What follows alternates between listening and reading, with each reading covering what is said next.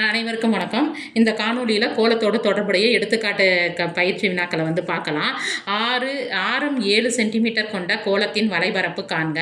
கோலத்தின் வலைபரப்புக்கான formula பாருங்கள், 4πr². இதில் ஆறுங்கிறது என்னதுன்னா 7 சென்டிமீட்டர். இதற்கான ஃபார்முலாவில் எடுத்து எழுதிக்கங்க.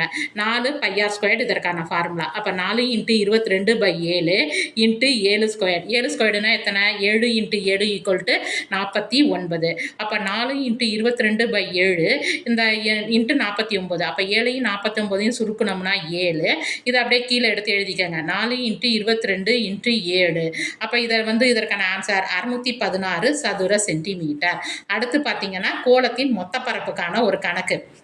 இது வலைபரப்புங்கிறதுக்கும் மொத்த பரப்புக்கும் ஃபார்முலா ஒன்று. அதுக்கும் 4πr² தான், இதுக்கும் 4πr² தான். அப்போ கோலத்தினுடைய மொத்த பரப்புக்கான ஃபார்முலா என்னன்னு சொல்லி பார்த்தீங்கன்னா 4πr².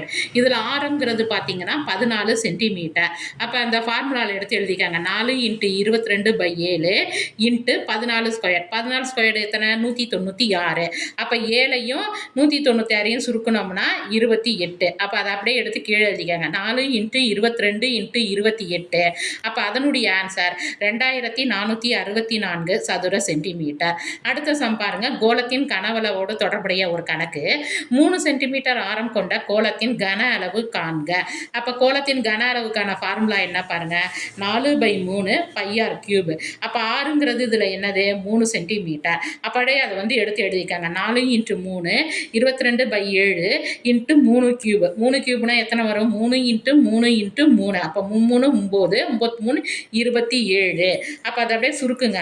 4/3 22/7 × 27. அப்போ 3ஐயும் 9ஐயும் சுருக்கணும்னா என்ன வரும்? 29. 9ங்கிறது வரும். 4 × 22/7 × 9. இதை அப்படியே பெருக்கணும்னா என்ன வரும்? 792 டிவைடட் பை 7. அப்போ அதனுடைய ஆன்சர் என்னன்னு சொல்லி பார்த்தீங்கன்னா 113.14. அப்போ கோலத்தின் கன அளவு பார்த்தீங்கன்னா 113.14 கன சென்டிமீட்டர்.